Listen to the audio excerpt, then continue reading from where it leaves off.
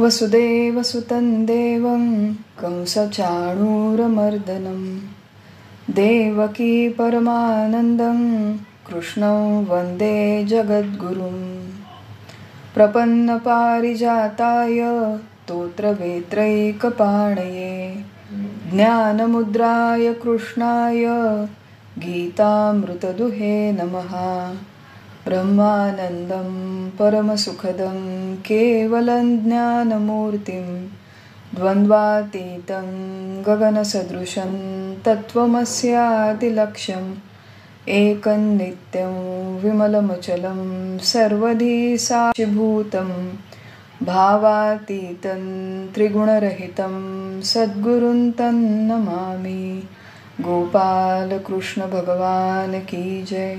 सद्गुरुनाथ महाराज की जय।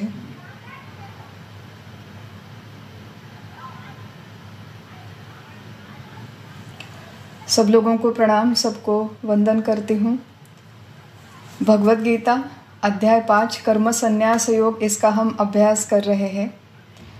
कर्म संन्यास की बातें यहाँ पर हो रही है और इसी के संदर्भ में आज का ये सत्र शुरू होने से पहले आज शाम को कुछ लोगों के साथ मेरी बात हो रही थी फ़ोन पे, और लोग मुझे प्रश्न पूछ रहे थे कि दीदी आपने आज क्लास क्यों रखा है। तो मैंने कहा क्यों, क्या बात है। तो आईसीसी चैम्पियंस ट्रॉफी, जो लोग क्रिकेट फॉलो करते हैं उन्हें शायद ये पता होगा, लेकिन इंडिया और ऑस्ट्रेलिया का बहुत बड़ा महत्वपूर्ण सेमीफाइनल मैच आज हो रहा है और सारा भारत वो मैच देखने में जुड़ा हुआ है। दीदी आपने आज क्लास क्यों रखा है, ऐसा लोग मुझे पूछ रहे थे। और तो मैंने कहा कर्म संन्यास योग है, थोड़ी बहुत संन्यास तो हम लोग प्रत्यक्ष कुछ लेने वाले नहीं हैं, थोड़ा बहुत इंद्रियों पर नियंत्रण है या नहीं परीक्षा करके देखते हैं। तो ऐसे मज़े में बातें हो रही थी और लोगों ने मुझे ये भी कहा कि एक तो लोग तुम्हारे क्लास को आएंगे नहीं आज, और अगर कोई आया भी तो आधे लोग आपकी बात सुन रहे होंगे और आधा उनका ध्यान क्रिकेट के स्कोर में होगा, लोग एक तरफ टीवी देख रहे होंगे। तो ऐसी सारी बातें सुनने के पश्चात मैं बोल रही थी कि देखिए यहीं पर कर्मयोग के जो सिद्धांत है वो अप्लाई करने का समय आता है, क्योंकि इस तरह के जब सत्संग की बात हो या फिर और कोई बात हो हमारे जीवन में, वक्ता और श्रोता ऐसी जब जोड़ी होती है तो वक्ता का काम होता है, कर्म होता है केवल बोलना, श्रोता का कर्म होता है सुनना। अब श्रोता का काम वक्ता तो नहीं कर सकता, तो श्रोता जब इस तरह के सत्संग में जाकर बैठता है, श्रवण करता है, तो कितना मन लगाकर सुनता है भी या नहीं, इस पर वक्ता का कोई नियंत्रण नहीं होता। यही सारी बातें हमारी आज शाम को हो रही थी मज़े में। तो जो भी धैर्यवान साधक आज इस सत्संग में आकर बैठे हैं और गीता सुनने का प्रयास कर रहे हैं, सबका अभिनंदन करते हैं। और फिर आज का जो प्रत्यक्ष अभ्यास है कर्म संन्यास योग, इसकी तरफ चलते हैं। एक बात सोच रही थी मैं, क्योंकि जो चौथा श्लोक है, चौथा और 5वां श्लोक, उसमें मुख्यतः भगवान पंडित का एक और लक्षण कह रहे हैं। पंडित, ये जो शब्द भगवद गीता में उपयोग किया गया है, ये दूसरे अध्याय में आया है, चौथे अध्याय में आया है, 5वें अध्याय में 2 बार आया है। और पंडित शब्द का एक विशेष महत्व है इस भगवद गीता के संदर्भ में। इंग्लिश में 2 शब्द है, एक शब्द है इंटेलिजेंस और दूसरा है विजडम। तो व्यवहार में हम लोग बुद्धिमान व्यक्ति और समझदार व्यक्ति, इसमें थोड़ा फर्क करते हैं। इसकी एक व्यावहारिक परिभाषा है कि कई लोग बुद्धिमान होते हैं, माने उनका बहुत IQ बहुत हाई होता है, कोई एक क्षेत्र में अत्यंत निपुण होते हैं, बहुत प्रवीण होते हैं, तो ऐसे लोगों को हम बुद्धिमान कहते हैं क्योंकि उनके क्षेत्र में उन्होंने बहुत बड़ा यश प्रावीण्य प्राप्त कर लिया है। लेकिन कुछ लोग केवल बुद्धिमान नहीं तो समझदार भी होते हैं। व्यवहार में अनेक सारे लोगों ने इंटेलिजेंस और विजडम, इसमें फ़र्क किया है। ग्रीक फिलोसोफर सॉक्रेटिस जो प्रसिद्ध है, वो कहते हैं the only true wisdom is knowing you know nothing. Socrates कहते हैं कि जब आपको पता चलता है आपको कुछ नहीं पता, तब आप सही मायने में समझदार हो। दूसरे एक तत्वज्ञ हैं, सूफी कवि, सूफी तत्वज्ञ है, उनका नाम है रूमी। तो रूमी कहते हैं, yesterday I was clever so I wanted to change the world, today I am wise so I am changing myself. मतलब कल मैं बुद्धिमान था तो मैं पूरी दुनिया को बदलने की कोशिश कर रहा था, लेकिन आज मैं समझदार हूँ, आज मैं अपने आप को बदलने का प्रयास कर रहा हूँ। और एक अमेरिका में रहने वाले तत्वज्ञ हो गए, केवल तत्वज्ञ नहीं, बहुत बड़े राइटर थे, लेखक थे, राजकारणी थे, वैज्ञानिक भी थे। बेंजामिन फ्रैंकलिन उनका नाम है। तो उन्होंने लिखा है कि he that can compose himself is wiser than he that composes books. ऐसा व्यक्ति जो अपने आप की तरफ ध्यान देके अपने आप का अच्छा निर्माण कर सकता है, अपने व्यक्तिमत्व का अच्छा निर्माण कर सकता है, वो किताबें निर्माण करने वाले व्यक्ति से अधिक बेहतर है, अधिक अच्छा है। तो इंटेलिजेंस और विजडम में अंतर है। और यहाँ पे जो भगवत गीता की बातें हम लोग कर रहे हैं, भगवत गीता की जो बातें हम लोग यहाँ पर पढ़ रहे हैं, बिल्कुल इसी तरह भगवान भी पंडित इस शब्द का उपयोग करते हैं। और पंडित शब्द का उपयोग करके जो पारमार्थिक दृष्टि से समझदार लोग हैं उनके बारे में वर्णन करते हैं। और पारमार्थिक दृष्टि से केवल समझदार नहीं, तो पंडा नाम आत्म विषया बुद्धि, दूसरे अध्याय में हमने 11वें श्लोक में देखा था। गतासून गतासूंश्च नानुशोचन्ति पंडितः, जिनके प्राण चले गए हैं और जिनके अभी तक प्राण नहीं गए, उनके बारे में ये पंडित लोग कभी शोक नहीं करते। ये पंडित लोगों का एक लक्षण है। चौथे अध्याय में हमने देखा था कि जो काम संकल्प वर्जिता, कामना और संकल्प से रहित होकर जो कर्म करते हैं, कर्म की शुरुआत करते हैं, वो पंडित लोग होते हैं। अब 5वें अध्याय के 4 और 5वें श्लोक में भगवान कहते हैं कि कर्म मार्ग और ज्ञान मार्ग ये अलग अलग हैं। ऐसा जो लोग मानते हैं वो पारमार्थिक दृष्टि से बाल बुद्धि के लोग होते हैं, इमेच्योर होते हैं, स्पिरिचुअली इमेच्योर लोग होते हैं। लेकिन जो पंडित हैं, समझदार हैं, वो जानते हैं कि कर्म मार्ग और ज्ञान मार्ग ये अलग अलग नहीं है। फर्क केवल इतना है कि ज्ञान मार्ग से जाने वाला व्यक्ति डायरेक्टली, प्रत्यक्ष रूप से मोक्ष को प्राप्त कर सकता है, उसके लिए ये संभव है। लेकिन कर्म मार्ग से जाने वाले व्यक्ति को एक विशिष्ट सीक्वेंस से जाना पड़ता है। निष्काम कर्म से चित्त शुद्धि होती है, निष्काम उपासना से चित्त शांत होता है, और केवल शुद्ध शांत चित्त में ज्ञान का उदय होने की, आत्मज्ञान का विचार करने की क्षमता निर्माण होती है। इंग्लिश में बहुत अच्छा शब्द है उसके लिए, उसे कहते हैं डेवलपिंग द मसल। हमें अपना मसल डेवलप करना पड़ता है। जिम में जाने के पश्चात कोई एकदम से 20 किलो का वज़न उठा ले तो वो उठा नहीं पाता। पहले 2 किलो का उठाओ, फिर 4 किलो का उठाओ, फिर 6 किलो का, 10 किलो का, फिर जाके आप 15-20 किलो उठा पाओगे। बिल्कुल उसी तरह एकदम से बैठ के मैं आत्मा हूँ वगैरह ऐसा विचार करोगे तो वो होने वाला नहीं है। उसके लिए पहले चित्त तैयार होना आवश्यक है। चित्त तैयार होने के लिए कर्म योग करना आवश्यक है। वो जो कर्म योग है वो करने के लिए आप गृहस्थी में रहते हुए, अपने रोज दिन प्रतिदिन के जीवन में रहते हुए अत्यंत अनुशासित पद्धति से आप अपना जीवन जी सकते हो। और उसी माध्यम से ज्ञान मार्ग के लिए आवश्यक जो चित्त शुद्धि है, चित्त शांति है, वो हो सकती है। और 6वें श्लोक में भगवान यही कहते हैं कि संन्यासस्तु महाबाहो दुख माप्तु मयोगतः। तो भगवान कहते हैं बहुत सारे लोग हैं जो ज्ञान प्राप्ति के लिए संन्यास लेना चाहते हैं। मतलब जो भी एक फ्रेमवर्क हमें दिया गया है, नौकरी पे जाओ, बिजनेस करो, टैक्सेस फाइल करो, परिवार को चलाओ, बाल बच्चों का ख्याल रखो, बोर हो जाते हैं, उकता जाते हैं लोग और चाहते हैं कि ये सब कुछ छोड़ छाड़ के मैं कहीं पे चला जाऊँ। और आत्मज्ञान ही अगर जीवन का सर्वश्रेष्ठ उद्दिष्ट है तो ये छोटी बड़ी चीज़ें करने में क्या मतलब है, ये सब कुछ छोड़ के मैं चला जाता हूँ कहीं पे। तो भगवान कहते हैं ये आसान बात नहीं है, ये कोई बच्चों का खेल नहीं है। आत्मज्ञान का प्रयास करना ये भी बच्चों का खेल नहीं है। प्रत्यक्ष संन्यास लेना ये भी कोई बच्चों का खेल नहीं है। दुख है, इसमें कष्ट है, इसमें वेदना है। और संन्यास आश्रम में रहकर आत्मज्ञान की प्राप्ति के लिए प्रयास करना सामान्य मनुष्य के लिए अधिक कठिन है। जो हमारी गृहस्थी है, जो हमारा एक रूटीन लाइफ है, उस रूटीन लाइफ में हम सबके लिए एक ग्राइंड होता है। ग्राइंड माने एक रोज़ सुबह उठो, जो महिलाएं होती है तो खाना बनाओ, घर की सफाई करो, मेहमानों का ख्याल रखो, जो पुरुष होते हैं, इन जनरल मैं भारत के दृष्टिकोण से बात कर रही हूँ, जो हमारा एक फैमिली लाइफ है, स्ट्रक्चर है, तो पुरुष होते हैं, उन्हें सुबह उठकर रोज़ बाहर जाना पड़ता है, रोज़ नौकरी पे जाओ, बिजनेस पे जाओ, 10-12 घंटे काम करो, पैसे कमाओ, पैसे इन्वेस्ट करो, इंश्योरेंस के बारे में सोचो, टैक्सेस के बारे में सोचो, रिटायरमेंट प्लानिंग के बारे में सोचो।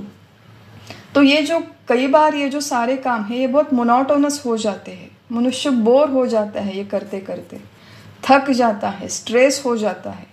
कहाँ तक ये बोझा लेकर हम लोग चले, इस तरह के विचार हमारे मन में आते हैं। तो भगवान कहते हैं ये ग्राइंड आवश्यक है, क्योंकि इस ग्राइंड से जब हम लोग जाते हैं कि रोज़ सुबह उठो, रोज़ सुबह एक रूटीन फॉलो करो, उसी रूटीन के माध्यम से हमारे शरीर को और मन को अनुशासित करना संभव है। अगर ये प्रापंचिक गृहस्थी वाला जीवन, व्यावसायिक जीवन हम लोग अच्छी तरह से विचार पूर्वक जीने का प्रयास करें, तो उसमें एक प्रकार की एक स्तर पे कृतार्थता होती है, फुलफिलमेंट होती है कि मैंने अपना प्रपंच अच्छी तरह से किया, करने का प्रयास किया, अपने बाल बच्चों को अच्छा शिक्षण देने का मैंने प्रयास किया, थोड़ा बहुत अपने व्यवसाय में अच्छा काम किया, समाज के लिए कुछ काम किया। तो इन सारी बातों से एक फुलफिलमेंट आती है, और ये सारी बातें करते हुए मनुष्य अपने शरीर को, मन को एक फ्रेमवर्क में रहना सीखता है, थोड़ा अनुशासित हो जाता है, और ये सारी बातें विचारपूर्वक करने के पश्चात इसी कर्मयोग के माध्यम से चित्त शुद्ध और शांत होता है और आत्मज्ञान के विचारों के लिए तैयार हो जाता है। तो ये जो सारे विचार हैं हमने 6ठे श्लोक तक किए थे। 7वें श्लोक का अभ्यास हमने शुरू किया था, जिसमें मुख्यतः योग युक्तो विशुद्धात्मा, विजितात्मा वगैरह। तो ये जो सारे लक्षण हैं ये कर्मयोगी के लक्षण हैं, जिसमें प्रमुख पहला लक्षण है कि अपने दिन प्रतिदिन के काम करते हुए, कर्तव्य निभाते हुए, चाहे वो व्यवसाय का काम हो, समाज का काम हो, अपने घर वालों के प्रति कुछ हमारा काम हो, पड़ोसियों के प्रति हो, किसी एक संस्था के प्रति हमारा जो भी काम है, वो कर्मयोग के सिद्धांतों को स्मरण रखते हुए उन्हीं के अनुसार वो काम करने का प्रयास करें, जिसमें मुख्यतः फल की अपेक्षा से रहित होकर कर्म करें, ईश्वरार्पण बुद्धि से करें और कर्तृत्व का अभिमान छोड़ के करें। ये 3 बातें आती हैं। एग्जैक्टली ये कैसे किया जाए इसका विचार हम लोग काफ़ी कर चुके हैं, आने वाले श्लोकों में भी ये विषय होगा, लेकिन यहाँ पर केवल लक्षण बोल रहे हैं कि कर्मयोग के सिद्धांत ध्यान में रखते हुए वो अपने काम करता है योग युक्त। ये पहली बात। दूसरी बात, विशुद्धात्मा, उसका अंतःकरण शुद्ध होता है, मलिनता नहीं, किसी पूर्व कर्म की चुभन नहीं, काम क्रोध लोभ इत्यादि जो विकार है वो अत्यंत नियंत्रित है, कम है या फिर मिनिमल है, ऐसा हम लोग कहेंगे। अंतःकरण शुद्ध है, क्योंकि पूरी तरह से काम क्रोध रहित हो जाएंगे तो उसमें और आत्मज्ञानी में कोई फर्क नहीं रहेगा। ये कर्म योगी है, उस मार्ग पर चल रहा है, प्रयास कर रहा है, अपने अंतःकरण को अधिकाधिक विकार रहित रखने का प्रयास कर रहा है। तीसरा है विजितात्मा, और विजितात्मा माने जिसका अंतःकरण और मन नियंत्रित है। देखिए, आत्मा ये शब्द इस श्लोक में आया है जो काफ़ी कंफ्यूजिंग है, और यहाँ पर आत्मा शब्द का अर्थ है मुख्यतः अंतःकरण, मन। मन बुद्धि चित्त अहंकार कोई भी आप अर्थ ले सकते हो, लेकिन विशुद्ध माने जिसका अंतःकरण शुद्ध है, और विजित माने जिसने अपने अंतःकरण पर एक हद तक नियंत्रण प्राप्त कर लिया है। मन नियंत्रित है और जितेंद्रिय माने इंद्रियां भी नियंत्रित है, ऐसा व्यक्ति ये कर्मयोगी का तीसरा लक्षण है। देख रहे थे हम लोग कि कंफर्ट जोन में बैठकर परमार्थ करना संभव नहीं है। संन्यास जब कोई व्यक्ति लेता है तो वो अपने कंफर्ट जोन से बाहर चला जाता है। घर में हमें सोफे की आदत है, घर में हमें बेड की आदत है, एसी चाहिए, पंखे चाहिए, फलाना ढिमका, इतनी सारी चीज़ें चाहिए हमें। वहाँ पे गुफा में जाके रहने के पश्चात कहाँ का एसी, कहाँ का लाइट, कौन सा टीवी है, कौन से क्रिकेट है, कौन सी क्रिकेट मैच है, वहाँ पर कोई चीज़ नहीं होती, और ये सारे हमारे सहारे छोड़कर वहाँ एकांत में रहना पड़ता है। यहाँ पर हम लोग गृहस्थी में रहते हुए विजितात्मा होने का माने अपने मन इंद्रियों पर नियंत्रण पाने का प्रयास कर रहे हैं। तो स्टेप बाय स्टेप सिक्वेंशियली जो भी हमारा कंफर्ट जोन है, what ever makes me comfortable, उससे थोड़ा थोड़ा रोज निकलने का प्रयास करें। जो खाना मुझे अच्छा लगता है, कंफर्टिंग लगता है, वो छोड़कर दूसरा अनकंफर्टिंग फूड खाने का थोड़ा प्रयास करें। जिस जगह पर मुझे बहुत अच्छी नींद आती है, वो जगह छोड़कर दूसरे किसी जगह पर सोने का थोड़ा सा प्रयास करें। तो स्टेप बाय स्टेप, धीरे धीरे प्रयास करने से फिर विजित आत्मा, जितेंद्रियः ये होना संभव है। और जो अंतिम इसमें शब्द है वो है सर्वभूतात्मा भूतात्मा। तो पहले के सारे लक्षण कठिन हैं ही, और ये और कठिन लक्षण है जिसमें भगवान कहते हैं कि सर्वभूतात्मा भूतात्मा, माने ये जो कर्मयोगी है ये तत्वतः सारे प्राणियों में अपने आप को देखता है और अपने आप में सारे प्राणियों को देखता है। ऐसा इसका अर्थ है। दूसरा इसका अर्थ है कि तत्वतः प्रत्येक प्राणी, प्रत्येक भूत, प्रत्येक निर्मित वस्तु इस सृष्टि में आत्मरूप है, ब्रह्मरूप है। ये दृष्टि उसकी विकसित होती है। तत्वरूप से इस संपूर्ण सृष्टि में केवल परमात्मा है, ये दृष्टि का विकास होता है। उसे कहते हैं सर्वभूतात्मा भूतात्मा। But then how do we put it into practice? हमारे रोज के जीवन में हम लोग इसे ट्रांसलेट कैसे करें? क्योंकि शाब्दिक अर्थ समझना तो आसान है, कोई बहुत बड़ी कठिन बात नहीं है, कोई रॉकेट साइंस नहीं है। लेकिन कई सारे लोगों से बातें होती है मेरी, तो और ये प्रैक्टिकल डिफ़िकल्टी है। एक महिला है मेरे, एक्चुअली इसके 2-3 वेरिएशंस मैंने अलग अलग लोगों से सुने हैं। तो एक महिला से मेरी बातें हो रही थी, वो कह रही थी कि शादी जो मेरी हुई है वो दूसरे बिरादरी के घर में हुई है। अब दूसरी बिरादरी माने भारत में ऐसे बहुत सारे परिवार हैं विशेषतः आजकल, जिसमें एक परिवार, जैसे मान लीजिए महाराष्ट्र का परिवार है जिसकी लड़की जाके गुजरात में शादी करती है, गुजरात की जाके पंजाब में करती है, पंजाब की आके महाराष्ट्र में करती है। तो आए दिन इस तरह के विवाह परिवार में होते रहते हैं। एक महिला से मेरी बातें हो रही थी, काफ़ी साल उनके शादी को हो चुके हैं। वो कह रही थी कि मेरी दूसरे बिरादरी में शादी हुई है। जिस घर से वो महिला आई थी वो अच्छा घर था, सुसंस्कारित घर था, अच्छे परिवार से वो आई थी। जिस घर में उसकी शादी हुई थी वो परिवार भी अच्छा था, सारे पढ़े लिखे लोग थे। लेकिन वो सारे एक कम्युनिटी के लोग हैं, एक विशिष्ट भाषा बोलते हैं। घर में जब सारे लोग इकट्ठा आते हैं तो अपनी मातृभाषा में बात करती है। ये जो महिला उस घर में गई है उसे उनकी भाषा समझ में नहीं आती, पता नहीं चलता। तो सारे लोग अपनी अपनी भाषा में बातें करते रहती है। She used to feel neglected in the beginning. धीरे धीरे उसे समझ में आया कि घर के जो बाकी के लोग हैं वो कभी कभार उसे ताने मारते हैं, कभी कभार उसे सार्केस्टिकली बात करते हैं, कभी कभार अपने ही बारे में जो पुरानी बचपन की बातें हैं, अपने गांव के बारे में, छोटे बड़े जैसे हम लोग रेस्टोरेंट में जाते हैं वगैरह, ऐसी बातें करते रहते हैं। और धीरे धीरे उस महिला में, परिवार में जो अंतर है वो बढ़ने लगा और धीरे धीरे जो लोगों में तनाव है वो बढ़ने लगा। वो पूछ रही थी कि आए दिन मैं अपने घर में अपने ससुराल वालों से ये ताने सुनती हूँ, छोटी छोटी जो उनकी संस्कृति है, उनके जो रीति रिवाज है वो मुझे पता नहीं है, मैं ऐसे घर में पली बड़ी नहीं हूँ।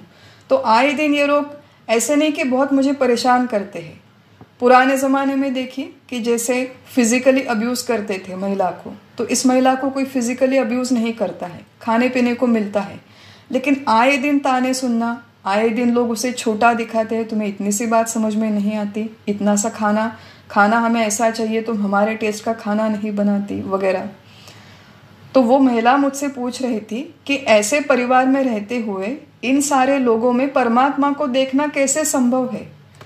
अब ये जो लोग हैं, प्रैक्टिकल समस्या है कि हम लोग हमारे घर में रहते तो सारे लोग कोई स्पिरिचुअल नहीं होते, सारे लोग भगवत गीता का अभ्यास भी नहीं करते, कई सारे लोग डेलिबरेटली बुरे होते हैं, बॉर्डर लाइन बुरे होते हैं, कई सारे लोग बहुत टॉक्सिक होते हैं।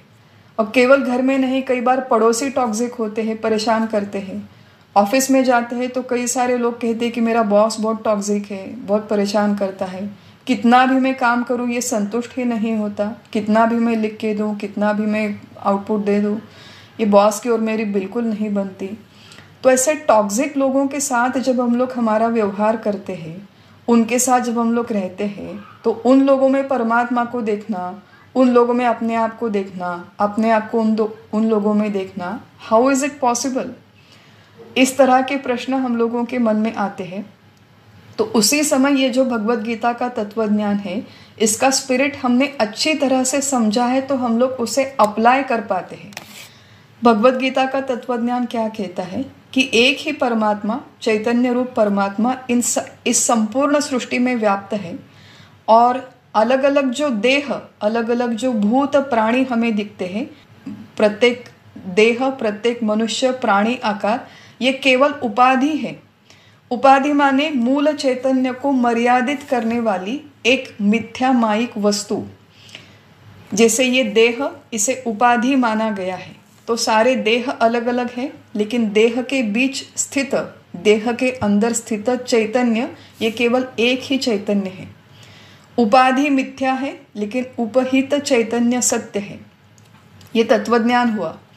हमारे जो गुरुजी हैं, उन्होंने समझाते हुए हमें एक बहुत सुंदर वाक्य कह के रखा था। वो कहते थे कि स्वरूप पर नज़र रखो और रूप के साथ व्यवहार करो। माने नज़र तुम्हारी स्वरूप पर हो, किसी भी व्यक्ति के साथ व्यवहार करते हुए।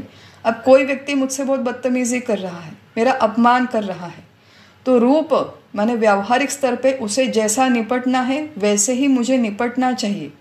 तो व्यवहार रूप के साथ करो, लेकिन नज़र तुम्हारी स्वरूप पर हो। माने स्वरूपतः अगर वो व्यक्ति भी परमात्मा रूप है, इस तरह का थोड़ा सा भी विचार मेरे मन में आ गया, तो उस समय उसके प्रति बिना घृणा रखते हुए मैं उससे व्यवहार कर पाऊंगी।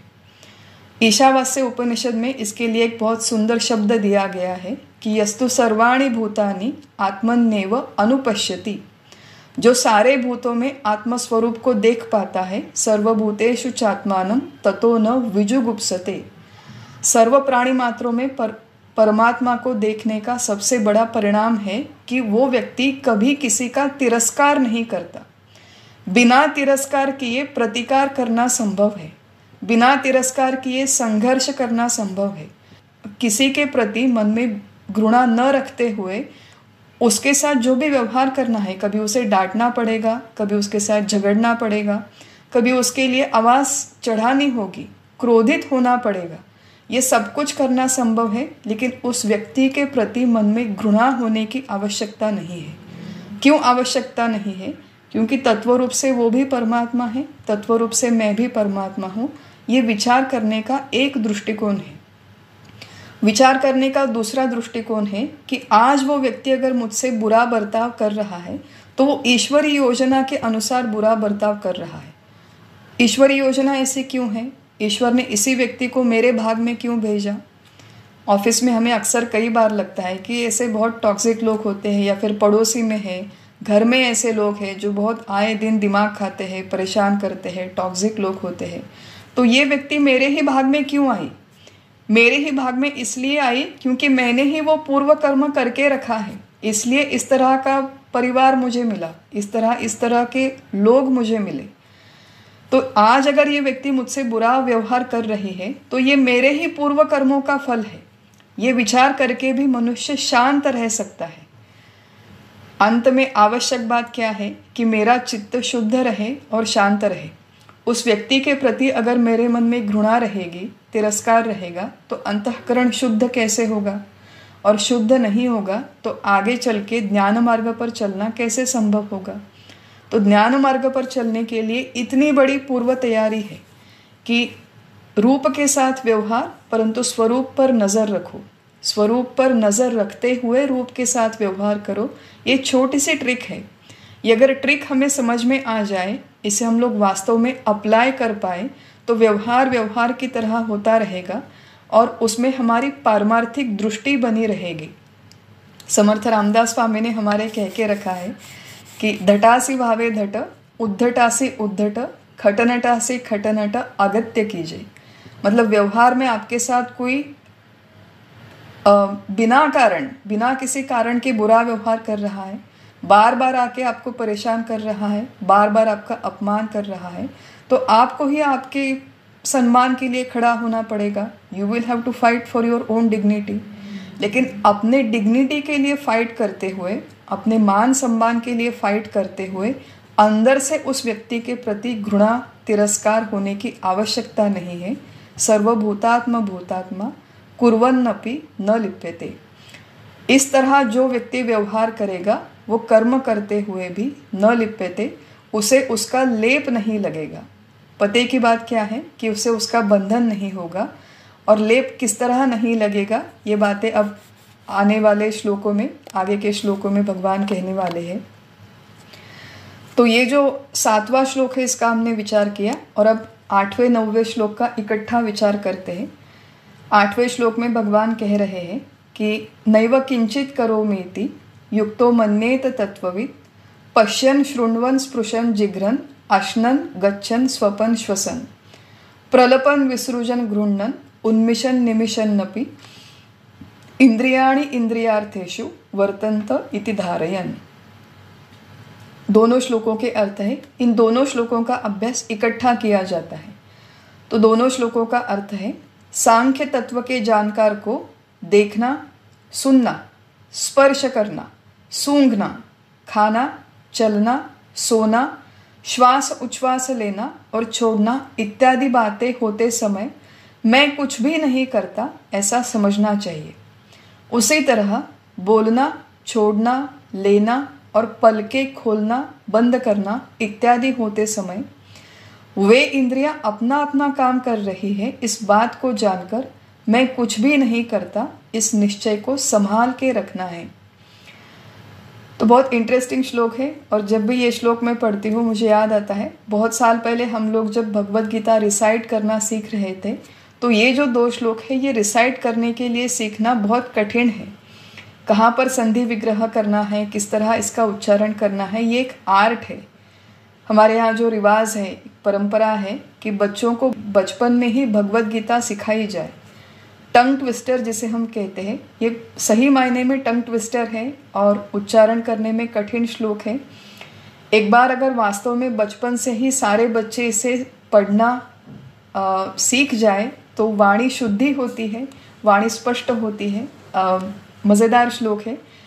तो यहाँ पे भगवान एक महत्वपूर्ण सिद्धांत और थोड़ा सा खुलकर बता रहे हैं, और वो ये है कि शरीर के माध्यम से जितनी सारी क्रियाएं होती है उन सारी क्रियाओं का कर्ता स्वरूपतः तत्वतः मैं नहीं हूँ, ऐसा जानकार व्यक्ति, समझदार व्यक्ति, सांख्य तत्व का जानकार व्यक्ति ये जानता है, समझता है। कर्मयोग के जो हमने 3 प्रमुख सिद्धांत देखे थे, उसमें पहला सिद्धांत था कि फलाशा छोड़ दो, दूसरा था कि ईश्वरार्पण बुद्धि से करो, और तीसरा था कि कर्तृत्व का अभिमान छोड़ दो। इसमें से जो पहले 2 सिद्धांत है, माने फलाशा छोड़ दो और ईश्वरार्पण बुद्धि से करो, ये समझना सामान्य मनुष्यों के लिए रिलेटिवली ईजी होता है। थोड़ा प्रयास करें, बार बार श्रवण करें तो ये बातें समझ में आती है। लेकिन जो तीसरा सिद्धांत है कि कर्तृत्व का अभिमान छोड़ दो, ये समझ में आना सबसे पहले बहुत मुश्किल बात है कि रोज़ सुबह जब मैं उठती हूँ तो मेरे घर के काम मुझे ही करने पड़ते हैं, मेरी चाय मुझे ही बनानी पड़ती है, मेरे घर की सफाई मुझे ही करनी पड़ती है, नौकरी पे मुझे ही जाना पड़ता है, पैसे मुझे ही कमाने पड़ते हैं। तो सब कुछ जब मैं खुद करती हूँ तो मैं अपने आप से ये कैसे कहूँ कि मैं करता नहीं हूँ, और अगर मैं करता नहीं हूँ तो फिर करता कौन है? ये सारे प्रश्न हमारे मन में आते हैं। तो ये जो 2 श्लोक है इसे ज़रा अच्छी तरह से समझने का और अनफोल्ड करने का प्रयास करते हैं। पहले क्रियाओं की तरफ देखते हैं कि भगवान ने कितनी सारी क्रियाएं इन 2 श्लोकों में कही है। पश्यन माने देखना, आँखों से देखना, शृण्वन माने सुनना, स्पृशन माने स्पर्श करना, जिघ्रन माने सूंघना, अश्नन माने रस लेना, जो रसना से माने जिह्वा से होता है, चलना, पाद, प्रलपन बोलना जो वाणी से होता है, विसृजन विसर्जन जो क्रिया है वो उपस्थ और पायु ये दोनों इंद्रियों से होती है, और गृह्णन माने ग्रहण करना ये हाथों से होता है। तो भगवान ने यहाँ पे ज्ञानेंद्रियों के द्वारा होने वाली क्रियाएं, कर्मेंद्रियों के द्वारा होने वाली क्रियाएं, और फिर अंत में लिखा है कि उन्मिषण निमिषण माने आंखें खोलना और मूंदना। तो आंखें खोलना और मूंदना ये जो है ये प्राणों की शक्ति से होने वाली क्रियाएं हैं। तो इन 2 क्रियाओं के माध्यम से भगवान ने सर्व प्राण और सर्व उपप्राण इनसे होने वाली सारी क्रियाओं की तरफ निर्देश किया है। कुल 5 प्राण हैं, प्राण अपान, उदान, समान और व्यान, और 5 उपप्राण हमारे शास्त्र में दिए गए हैं। नाग, कूर्म, कृकल, देवदत्त और धनंजय, ऐसे उनके नाम हैं। तो पंच प्राण, पंच ज्ञानेन्द्रिय, पंच कर्मेंद्रिय, और प्राणों के और उपप्राणों के भी अपने अपने काम हैं। तो जैसे श्वास उच्छ्वास लेना ये काम है, मलमूत्र विसर्जन, उनके लिए भी प्राणों की शक्ति लगती है। रक्ताभिसरण होना, हृदय का स्पंदन होना, वॉमिटिंग होना, हमें छींक आना, डकार आना, नेत्र हमारे खुलना या बंद होना, इन सारी बातों के लिए जो भी शक्ति लगती है वो प्राणों की शक्ति लगती है।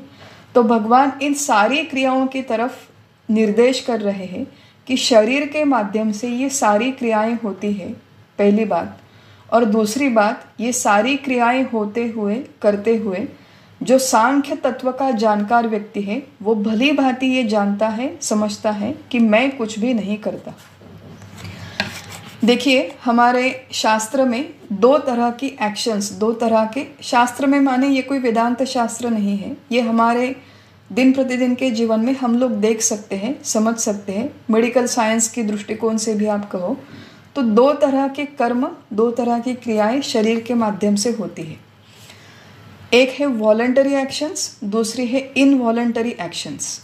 वॉलंटरी एक्शंस माने जो मैं विचार पूर्वक, जानबूझकर, सोच समझकर करती हूँ कि मुझे खाना बनाना है, मुझे ड्राइविंग करनी है, मुझे कहीं पे जाके एक किताब पढ़नी है, मुझे कुछ बात करनी है, किसी की बात सुननी है।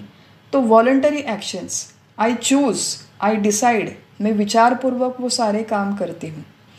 और दूसरी जो है वो है इनवॉलंटरी एक्शंस, जो अपने शरीर में अपने आप ऑटोमेटिकली होती रहती है। जैसे ब्लड सर्कुलेशन है, रक्ताभिसरण की क्रिया, अन्न पचन की क्रिया वगैरह, ये जो है ये अपने आप होने वाली इनवॉलंटरी एक्शंस है।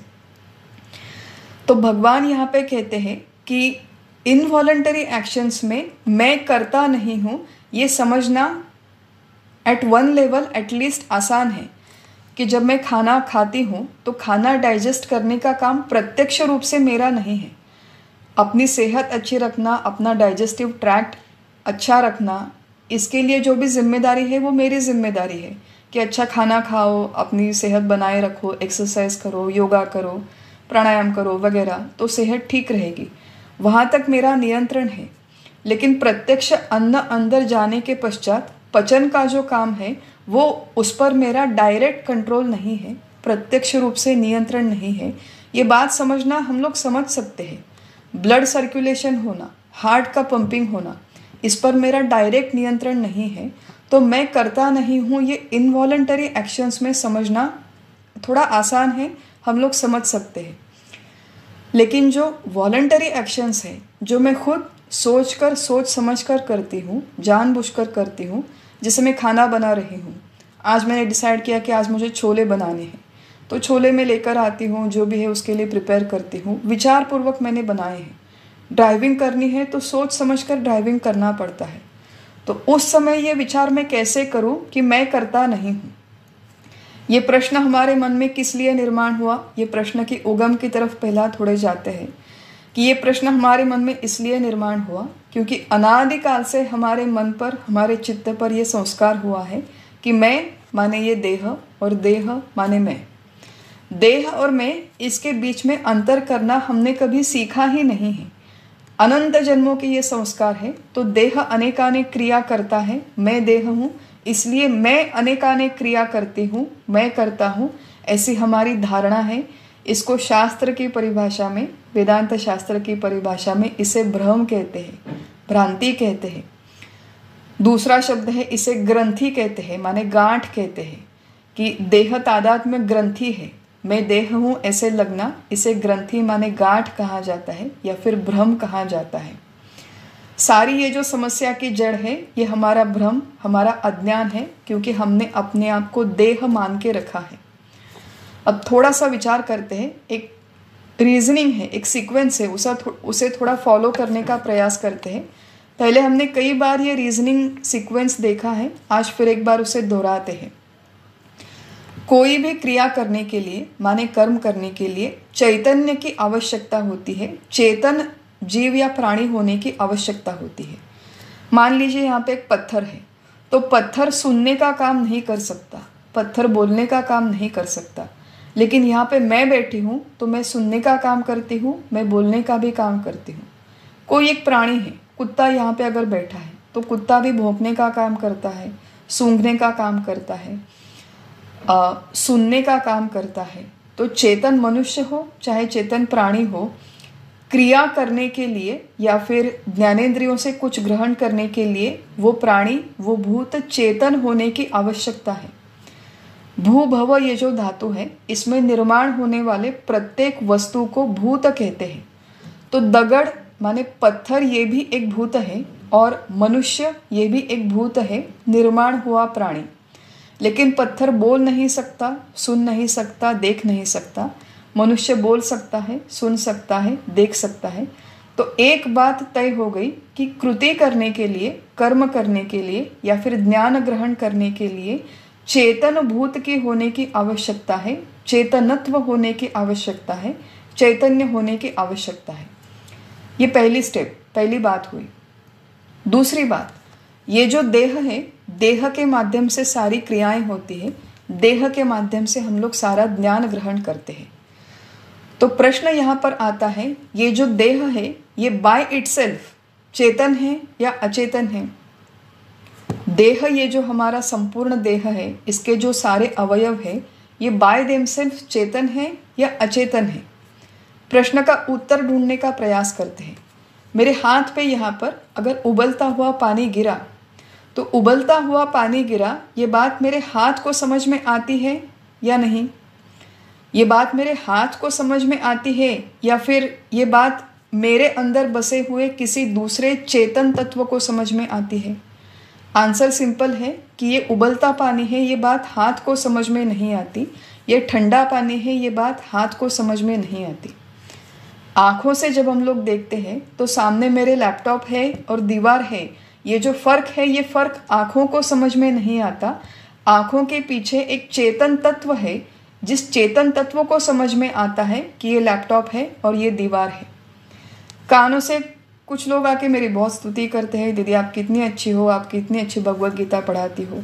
कुछ लोग आके कहते हैं कि दीदी क्या है, आपको कुछ पढ़ाना ना आता है, ना आपको बोलना आता है, ना आपको ढंग से हिंदी बोलनी आती है, क्यों आप यहाँ पे बैठ के भगवत गीता पढ़ाते हो? तो कुछ लोग आके मेरी स्तुति करती है, मुझे अच्छा लगता है। कुछ लोग आके मेरी निंदा करते हैं, मुझे बहुत बुरा लगता है। तो मुझे माने किसे बुरा लगता है? स्तुति और निंदा करने के पश्चात मेरे कानों को अच्छा भी नहीं लगता, कानों को बुरा भी नहीं लगता। अच्छा बुरा लगने वाला एक अलग चेतन तत्व इस शरीर के अंदर है। उस चेतन तत्व को वेदांत की परिभाषा में जीवात्मा कहते हैं। ये जो जीवात्मा है, ये शरीर में स्थित चैतन्य है। और जीवात्मा का जो कॉन्सेप्ट है, हमने अभी तक इस फोरम पर सीखा नहीं है।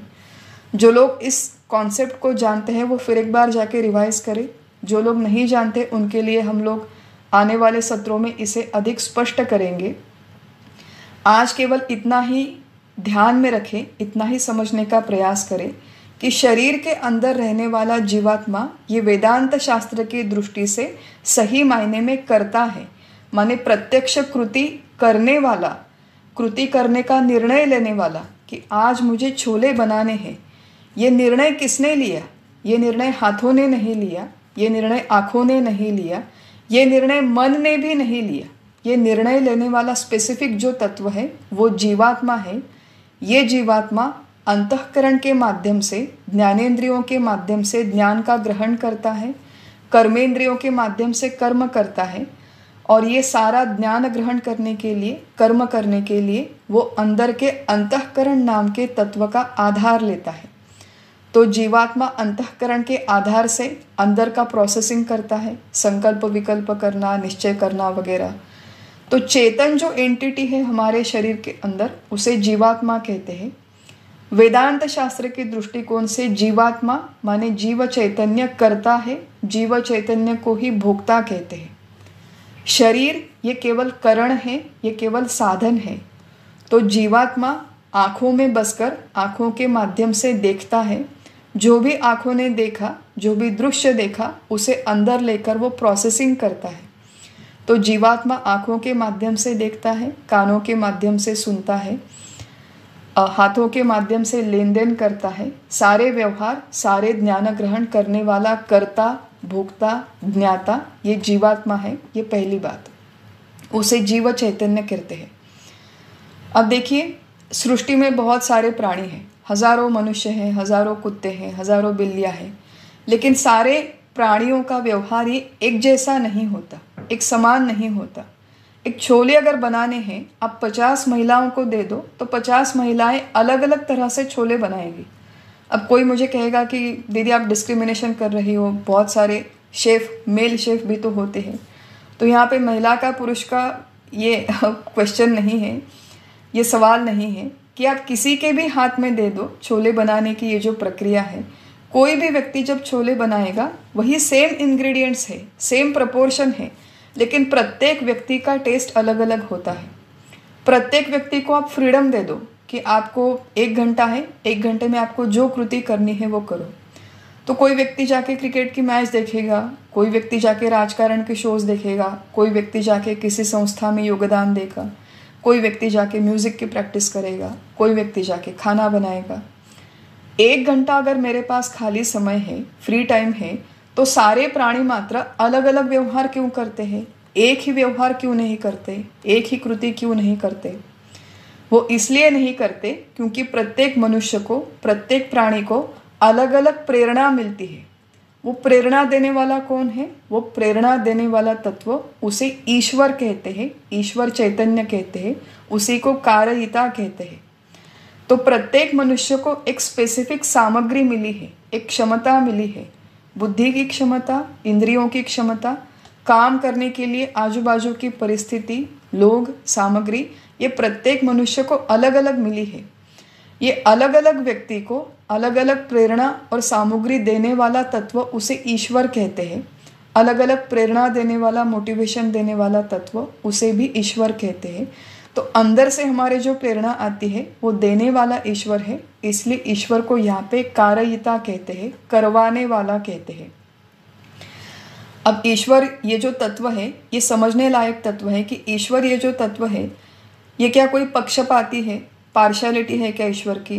कि भगवान को लगता है कि मुक्ता दीदी बहुत अच्छी है तो उसे अच्छी प्रेरणाएं दे दो, और ये जो दूसरा व्यक्ति है वो इतना अच्छा नहीं है। तो भगवान ऐसे पार्शलिटी नहीं करते। वो प्रत्येक व्यक्ति को जो प्रेरणा देते हैं, वो सामग्री देते हैं, वो उसी व्यक्ति के पूर्व कर्मों के अनुसार देते हैं। भगवान के दरबार में किसी तरह का पक्षपात नहीं है, भगवान के दरबार में किसी तरह का अन्याय नहीं है, भगवान के दरबार में किसी तरह की चूक भूल नहीं है। प्रत्येक व्यक्ति के भाग में आज जो भी परिस्थिति आई है, जो भी क्षमता है, जो भी बुद्धि उसे मिली है, वो प्रत्येक बुद्धि, शक्ति, क्षमता, परिस्थिति, लोग, पैसा, धन, प्रतिष्ठा, ये सब कुछ उसे अपने पूर्व कर्मों के अनुसार मिला है। ईश्वर तत्व केवल उस जज की तरह है, उसके सामने जो केस आती है वो सारे फैक्ट्स देखता है, इस फैक्ट के अनुसार इस व्यक्ति को ये दिया जाए, उस व्यक्ति को वो दिया जाए। केवल वो बैठ के, उस ऊंचे दरबार में बैठ के केवल वो निर्णय करता है किसे किस समय क्या दिया जाए, क्या मिले। तो ये जो सामग्री, ये प्रेरणा, ये परिस्थिति हमारे जीवन में आज जो आई है, वो निर्माण ईश्वर ने की है, लेकिन उसमें ईश्वर की अपनी कोई मर्जी नहीं है, वो ईश्वर ने हमारे ही पूर्व कर्मों के अनुसार की है। तो दुनिया में जितने सारे व्यवहार होते हैं, सारे मनुष्य, सारे प्राणी अलग अलग तरह से करते हैं, अपने पूर्व कर्मों के अनुसार उन्हें क्षमता, प्रेरणा मिलती है, उसी के अनुसार ये दुनियादारी चलती है। प्रत्यक्ष कर्म करने वाला जो तत्व है वो जीवात्मा है, कर्म करने का माध्यम शरीर है, प्रेरणा और परिस्थिति देने वाला ईश्वर है।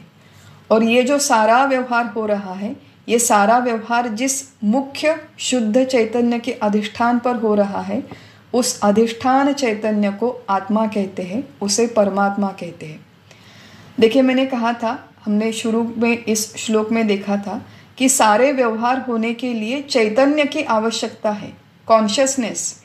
तो जीवात्मा को, शरीर को जो चैतन्य मिला है, ईश्वर को जो चैतन्य मिला है, वो चैतन्य देने वाला एक मूल अधिष्ठान तत्व है, उसी को परमात्मा कहते हैं। उसे निर्गुण परमात्मा कहते हैं, उसी को सच्चिदानंद कहते हैं। और ये जो सच्चिदानंद तत्व है, ये स्वयं अकर्ता है, ये कोई काम नहीं करता, निष्क्रिय है, निष्क्रिय अधिष्ठान है। सारा ये जो निष्क्रिय परमात्मा का वर्णन है, ये उपनिषदों में आया है, भगवद गीता में भी हमने पहले देखा है। और समझने के लिए थोड़ी सी सूक्ष्म बात है, ये थोड़ी सी कठिन बात है, क्योंकि इंट्यूटिवली हमने इस तरह कभी अपने बारे में विचार नहीं किया। हम लोग 24 घंटे इसी भ्रांति में रहे हैं कि मैं देह हूँ और देह माने मैं हूँ, और मैं सारे काम करता हूँ, जो भी भोग आते हैं वो मैं भोगता हूँ। मैं मतलब कौन भोगता हूँ? तो जीवात्मा भोगता है। भोगने के लिए माध्यम ये शरीर है, करने के लिए माध्यम ये शरीर है। भोग देने वाला ईश्वर है, कर्म के लिए प्रेरणा देने वाला ईश्वर है, लेकिन प्रत्यक्ष कृति करने वाला जीवात्मा है। और ये सारा व्यापार जिस चैतन्य के अधिष्ठान पर चलता है, उसे परमात्मा कहते हैं। ये सारी हुई वेदांत शास्त्र की प्रणाली। और जो सांख्य तत्वज्ञानी है, अब सांख्य तत्वज्ञानी माने एग्जैक्टली क्या? दूसरा अध्याय याद कीजिए, दूसरे अध्याय का ही नाम था सांख्य योग। और सांख्य योग का अर्थ है जिसकी बुद्धि सांख्य तत्वज्ञान में स्थित हो चुकी है। सांख्य तत्वज्ञान माने मैं देह नहीं हूँ और मैं परमात्मा हूँ। ये जो मुख्य सिद्धांत है, ये दूसरे अध्याय के 11 से लेके 30वें श्लोक तक भगवान ने कहे थे। 20 श्लोकों में ये सारा परमात्मा विषयक वर्णन आया है। न जायते न म्रियते नैनं छिन्दन्ति शस्त्राणि नैनं दहति पावकः। तो ये जो सारा चैतन्य स्वरूप का वर्णन आया है, ये इस संपूर्ण सृष्टि के पीछे एक अधिष्ठान की तरह काम करता है। उदाहरण हमने यहाँ पर बहुत बार देखा है कि कोई मोबाइल फ़ोन है, मोबाइल फ़ोन में एक सिम कार्ड होता है, मोबाइल फ़ोन के लिए एक चार्जर होता है। तो मोबाइल फ़ोन को काम करने के लिए हमने पूरी तरह से चार्ज कर दिया, एक नया सिम कार्ड उसके अंदर डाला। अब फ़ोन है, उसका इंस्ट्रूमेंट है, सिम कार्ड है, पूरी तरह से चार्ज्ड है। लेकिन सिम कार्ड जब तक एक्टिवेट नहीं होता, तब तक ये यूनिट काम नहीं करता। तो ये संपूर्ण यूनिट को एक्टिवेट करने के लिए उस एक्टिवेशन की ज़रूरत होती है। बिल्कुल उसी तरह हमारा ये जो देह है, हमारा ये जो शरीर है, इसमें जो इंद्रियां हैं, चाहे वो कर्मेंद्रियां हो, चाहे वो ज्ञानेंद्रियां हो, चाहे वो प्राण हो, इस संपूर्ण सिस्टम को एक्टिवेट करने वाले एक चैतन्य की आवश्यकता होती है। वो चैतन्य अगर नहीं होता तो इस देह में और उस पत्थर में कोई ज़्यादा फर्क नहीं होता। देह और पत्थर, उसमें फ़र्क इसलिए है क्योंकि इस मनुष्य देह में जीवात्मा नाम का तत्व है। जीवात्मा को अपना चैतन्य कहाँ से मिला? वो परमात्मा से मिला। वो जो चैतन्य मिला वो कायम स्वरूप का नहीं है। पूरे जीवन में मतलब जो भी हमारी 70, 80, 100 साल की उम्र है, एक 70 साल की उम्र के लिए, 100 साल की उम्र के लिए हम लोग मान के चलते हैं। उस जीवात्मा को 100 साल की उम्र के लिए ये देह दिया गया है। इस देह में ये जीवात्मा 100 साल तक रहेगा और फिर उसके पश्चात अगर वो मुक्त नहीं हुआ तो फिर आज ये देह, कल वो देह, वासाओं से जीर्णानि यथा विहाय नवानि गृह्णाति नरोपराणि, अलग अलग देह, अलग अलग जन्म, ऐसा वो जीवात्मा घूमता रहेगा। वो देह उसका मूल स्वरूप नहीं है। वो जीवात्मा का मैं जीव हूँ ऐसे भी नहीं है। तो जीवात्मा ये भी मनुष्य का सत्य स्वरूप नहीं है। ये जीवात्मा और देह जिस मूल अधिष्ठान से एक्टिवेट होते हैं, प्रकाशित होते हैं, वो मूल चैतन्य, आत्म चैतन्य, वो मेरा मूल स्वरूप है, ऐसा सांख्य तत्वज्ञानी भली भांति जानता है। ये केवल शाब्दिक स्तर पर जानना नहीं है, ये केवल शाब्दिक स्तर पर समझना नहीं है। इसके लिए अंदर से वो पूरी समझ आना आवश्यक है। जिसे मैंने कहा कि ये कन्विक्शन आना आवश्यक है देह में। और ये जो ग्रंथि है हमारी अत्यंत दृढ़ ग्रंथि है, और ये दृढ़ ग्रंथि होने के कारण रोज़ जो हमारा व्यवहार होता है, हम लोग इतने इसमें रममाण हो गए हैं कि मैंने क्या देखा, मैंने क्या सुना, उसने मुझे अच्छा कहा, उसने मुझे गधा कहा, उसने मुझे सम्मान दिया, उसने मेरा अपमान किया, उसने मेरे पसंद के छोले बनाए, उसने मुझे कच्चे छोले खिलाए। तो सारा जो हमारा ध्यान है वो बाहर की दुनिया में बटा हुआ है। लेकिन जिस अधिष्ठान चैतन्य पर ये सारा व्यवहार हो रहा है, उस अधिष्ठान चैतन्य की तरफ हमारा कभी ध्यान ही नहीं जाता। लेकिन जो सांख्य तत्वज्ञानी है वो भली भांति उस तत्व की तरफ देखता है जिस तत्व से एक्टिवेट होकर ये संपूर्ण संसार काम करता है। ये जो बातें हैं हमने पहले सुनी है, गीता में सुनी है, उपनिषद में सुनी है, दूसरे ग्रंथों में भी सुनी है। कुछ दिन पहले मुझे इनफैक्ट ये प्रश्न बहुत बार आते हैं। किसी ने मुझे कहा कि दीदी आप यहाँ पे ये जो बातें कह रही हो वो बातें हम लोग ऑलरेडी सुन चुके हैं, आपने दूसरे वो लेक्चर में, दूसरे वो ग्रंथ में यही सेम बातें कही थी। अब वेदांत में यही है कि वेदांत के जो बेसिक फंडामेंटल प्रिंसिपल्स है उसमें कोई अपडेट नहीं है। जीव, जगत, ईश्वर, माया, ब्रह्म और इन 5 तत्वों का एक दूसरे के साथ इंटरैक्शन, इसी में सारा वेदांत शास्त्र आता है। एक बार आपको इन 5 तत्वों की अच्छी तरह से क्लैरिटी आ जाए, ये 5 तत्व एक दूसरे के साथ किस तरह इंटरैक्ट करते हैं अच्छी तरह से समझ में आ जाए, तो फिर सारे ग्रंथों में एक ही बात लिखते हैं। नया हम लोग क्या कहेंगे? इनफैक्ट हमारे गुरुजी कहते हैं कि वेदांत शास्त्र में जो कुछ व्यक्ति अगर नई बातें अपने मन की कहने जाए तो उस व्यक्ति की बातें न सुनना इसमें समझदारी है। वेदांत शास्त्र के बेसिक फंडामेंटल्स बहुत कम है, लेकिन वो कम फंडामेंटल समझने में और पल्ले पड़ने में समय लगता है। बार बार इसलिए श्रवण करना पड़ता है। कभी कभी लगता है कि समझ में आ रहा है लेकिन वो क्लिक नहीं होता। बहुत सुंदर शब्द है, हमारे गुरुजी है, उनके पास एक कोई माता पिता गए थे। वो कह रहे थे कि हमारे बेटे की शादी होनी है। तो हम लोग पुराने ज़माने में अरेंज मैरिज होती थी, तो अरेंज मैरिज में लड़कियां दिखाना, लड़कियां देखना ये प्रोग्राम होता था। कह रहे थे हमारे बेटे ने 65 लड़कियां देखी है अब तक, लेकिन एक भी लड़की उसे पसंद नहीं आई, हम क्या करें हम लोग। तो गुरुजी उस नवयुवक से बातें कर रहे थे कि क्या है भाई, मतलब इतनी लड़कियां देख रहे हो तुम, 65 लड़कियां देखी है तो समस्या क्या है? ऐसे नहीं कि सारी की सारी लड़कियां बुरी हो सकती है। तो वो कहता है, जो युवक था वो कहता है कि नहीं, लड़कियां तो ठीक ठाक ही थी लेकिन मुझे क्लिक नहीं हुई। अब क्लिक नहीं हुई का क्या अर्थ है कि जो मेरे साथ अपनी गृहस्थी बनाए, रेजोनेट करे, ऐसा क्लिक नहीं हुआ, ऐसा लगा नहीं मुझे अंदर से। तो ये जो वेदांत शास्त्र का सारा तत्वज्ञान है ये काफ़ी समय तक केवल सुनना पड़ता है। जैसे मैंने कहा ये बहुत काउंटर इंट्यूटिव है। पहली बार जब हम लोग सुनते हैं तो एक तो समझ में नहीं आता, समझ में आता है लेकिन हम लोग कन्विंस नहीं होते, कन्विंस होते हैं लेकिन क्लिक नहीं होता। तो ये सारा होने के लिए थोड़ा समय देना पड़ता है। शुरू शुरू में जब हम लोग बैठ के श्रवण करते हैं तो एकदम ब्लैंक फेसेस होते थे, क्या ये लोग बोल रहे हैं हमारे गुरुजी आचार्य, कुछ समझ में नहीं आ रहा, सब बाउंसर्स जाते थे दिमाग के ऊपर से। गुरुजी ने हमारे केवल एक बात हमसे कही थी कि आज सुन के रखो, एक दिन तुम्हें समझ में आएगा। तो वही बात हम लोग यहाँ पर रिपीट करते हैं कि आज केवल सुन के रखो, एक दिन ये बातें डेफिनेटली समझ में आएगी। ऐसी श्रद्धा रखें, ऐसा विश्वास रखें। यही जो एक बात है ये उपनिषदों में कही गई है, अलग अलग शास्त्रों में कही गई है। केनोपनिषद नाम का उपनिषद है, उसकी एक श्रुति सुन के आज हम लोग चिंतन को समाप्त करते हैं।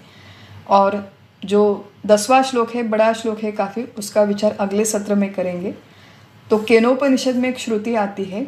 केनोपनिषद की इनफैक्ट शुरुआत ही एक प्रश्न से आती है। तो पहला प्रश्न है जिसमें पूछते हैं, केनेशितं पतति प्रेषितं मनः, केन प्राणः प्रथमः प्रैतियुक्तः, केनेशितां वाचमिमां वदन्ति, चक्षुः श्रोत्रम कौ देवो युनक्ति।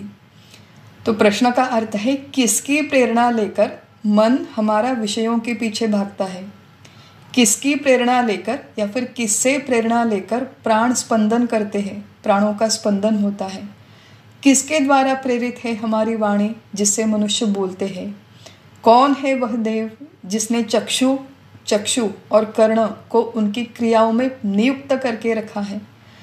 तो ऐसा प्रश्न है। पहले प्रश्न समझने में ही समझ जाता है कि किसकी प्रेरणा से हमारी ज्ञानेंद्रियां काम करती है। और उत्तर में कहते हैं, उत्तर और भी कठिन है, संजीदा है समझने के लिए। श्रोत्रस्य श्रोत्रम मनसो मनोयत वाचोह वाचम सउ प्राणस्य प्राणः। जैसे मैंने कहा आज केवल सुन के रखे, एक दिन समझ में आएगा। उत्तर में कहते हैं कि कानों का कान, आँखों की आँख, मन का मन, ऐसा एक तत्व हमारे अंदर है जिसे परमात्मा कहते हैं। वो कानों का कान है। इसका अर्थ क्या है कि कान जिसके आधार पर सुनते हैं लेकिन कान जिसे सुन नहीं सकते, आंखें जिसके आधार पर देखती हैं लेकिन आंखें जिसे देख नहीं सकती, मन जिसके आधार पर संकल्प विकल्प करता है लेकिन मन जिसका संकल्प नहीं कर सकता, और ऐसा प्रत्येक ये जो है वाणी जिसके आधार पर बोलती है लेकिन वाणी जिसके बारे में वर्णन नहीं कर सकती, ऐसा ये जो तत्व, इसे शुद्ध चैतन्य कहते हैं। इसे सत चित आनंद कहते हैं। इसी को निर्गुण परमात्मा कहते हैं और यही वो शुद्ध चैतन्य है। थोड़ा विजुअलाइज कीजिए कि हम लोग जब सिनेमा देखते हैं, टीवी देखते हैं, तो हमेशा उसके पीछे एक स्क्रीन होती है। हम लोग जो देखते हैं वो केवल स्क्रीन के ऊपर एक प्रोजेक्शन है। वहाँ पर लोग झगड़ते हैं, नाचते हैं, गाने गाते हैं या वहाँ घूमते हैं, वायलेंस होता है, फाइटिंग होती है। लेकिन वो सब कुछ देखने के लिए पीछे एक स्क्रीन का होना आवश्यक है। स्क्रीन अगर नहीं होती तो ये भी जो फिल्म है वो प्रोजेक्ट करना संभव नहीं है।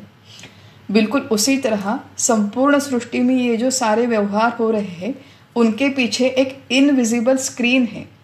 ये इनविजिबल स्क्रीन इस संपूर्ण व्यवहार के लिए जो आवश्यक है वो चेतना मानव प्रदान करती है। अब चेतना देने का काम आत्मा नहीं करता। आत्मा न कुछ देता है, आत्मा न कुछ लेता है, लेकिन केवल आत्म चैतन्य के होने से इस संपूर्ण सृष्टि को एक्टिवेशन मिलता है। ये संपूर्ण सृष्टि कार्यान्वित होती है, व्यवहार्य होती है, एक्टिवेट होती है। क्यों? क्योंकि उसके पीछे वो इनविजिबल स्क्रीन है। वेदांत शास्त्र हमारा कहता है कि ये अचेतन शरीर तुम नहीं हो। इस शरीर के माध्यम से कार्य करने वाला जीवात्मा वो भी तुम नहीं हो। इस संपूर्ण सृष्टि को चलाने वाले ईश्वर वो भी तुम नहीं हो, लेकिन वो शुद्ध चैतन्य जिससे ये संपूर्ण सृष्टि कार्यान्वित होती है, वो शुद्ध चैतन्य परमात्मा, वो तुम्हारा मूल स्वरूप है। सांख्य तत्वज्ञानी ये भली भांति जानता है कि जीव रूप से मैं करता हूँ, व्यवहार में वो उसी दृष्टिकोण से काम करता है, लेकिन 2 लेवल्स ऑफ रियलिटी, ये जो रियलिटी हमारी है जिसे हम सत्य कहते हैं, वो 2 स्तर पे काम करती है। पहला स्तर है व्यावहारिक सत्ता, दूसरा स्तर है पारमार्थिक सत्ता। व्यावहारिक सत्ता में काम करते हुए जीव रूप में करता हूँ, शरीर के माध्यम से काम कर रही हूँ, लेकिन यही सारे काम करते हुए पारमार्थिक सत्ता में आत्मरूप में करता नहीं हूँ, हायर लेवल ऑफ रियलिटी। तो जो ज्ञानी लोग होते हैं वो लोअर लेवल ऑफ रियलिटी में ऑपरेट करते हैं, अपने सारे काम करते हैं, लेकिन ये सारा काम व्यवहार करते हुए, अपने कर्तव्य निभाते हुए जो हायर लेवल ऑफ रियलिटी है, जिसे पारमार्थिक सत्ता कहते हैं, जिसे मैं परमात्मा हूँ, ये जो ज्ञान है ये उनके मन में कायम रहता है, दृढ़मूल रहता है। तो वाक्य याद रखिए कि स्वरूप पे नज़र रख के रूप के साथ व्यवहार करें।